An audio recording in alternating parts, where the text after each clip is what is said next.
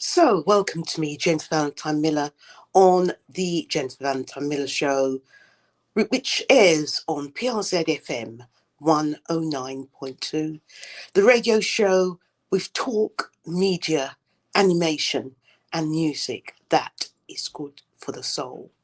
So, my presentation for today, and the topic of it, is based around Fools Rush In. And the Living Church leads me to the scripture from Mark 9:14-29 to hopefully explain the title throughout the show. So if I read from verse 14, when they came to the disciples, they saw a great crowd around them and some scribes arguing with them. When the whole crowd saw him, they were immediately overcome with awe. They ran forward to greet him. He asked them, "What are you arguing about with them?" Someone from the crowd answered him, "Teacher, I brought you my son. He has a spirit that makes him unable to speak. And whenever it seizes him, it dashes him down, and he foams and grinds his teeth and becomes rigid. And I asked your disciples to cast it out, but they could not do so." He answered them, "You faithless generation, how much longer must I be among you? How much longer must I put up with you? Bring him to me." You brought him. And they brought the boy to him.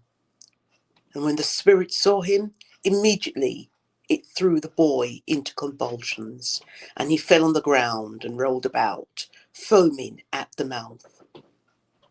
Jesus asked the father, "How long has this been happening to him?" And he said, "From childhood. It has often cast him into the fire and into the water to destroy him. But if you're able to do anything, have pity on us and help us." And Jesus said to him, "If you are able, all things can be done for the one who believes." Immediately the father of the child cried out, "I believe, help my belief." When Jesus saw that a crowd came running together, he rebuked the unclean spirit, saying to it, "You spirit that keep this boy from speaking and hearing, I command you, come out of him and never enter him again." After crying out and convulsing him terribly, it came out, and the boy was like a corpse, so that most of them said, "He's dead."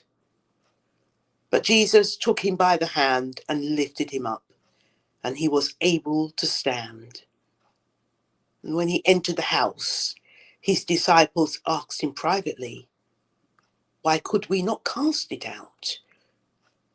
And he said to them, "This kind of can only come out only through prayer." This is something at first the Lord is exacerbated about, that his followers could not handle this child. How much longer must I put up with this? Then Jesus questions the father, who tells him of the years of suffering experienced by his child.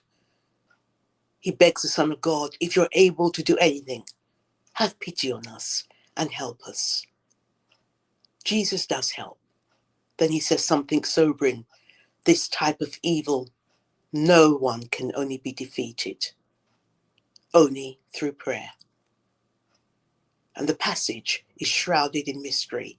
And it seems that at a certain point, engaging in evil is only learned through experience, not just instruction. And the author, Mark the Apostle, attests that the cure for suffering of the epileptic child is not done by just applying a method, but by prayer accompanied by spiritual power. In our own day, evil is no less a mystery. Evil and corruption, even Satanism, comes in many forms. When physicians heal, God's work is glorified. but some evils defy medicine. When any power oppresses the poor and the depossessed, God's people must pray, but also act as they are able, so that thy kingdom will be done on earth as it is in heaven. So why the title, Fools Rush In? Especially as the lyrics of this title was music set by Johnny Mercer and first sung by Julie London in 1940. And the words are remembered even today. Fools rush in where angels fear to tread. So open up your heart and let this fool rush in.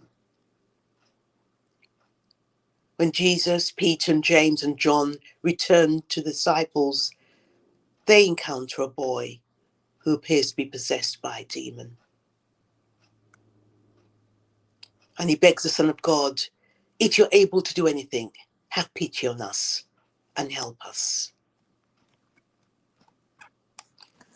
But as we've heard before, some evils defy medicine. And when any power oppresses the poor and depossessed, God's people must be able to pray, but also act as though they're able to, so thy will be done on earth as it is in heaven. Thank you for listening.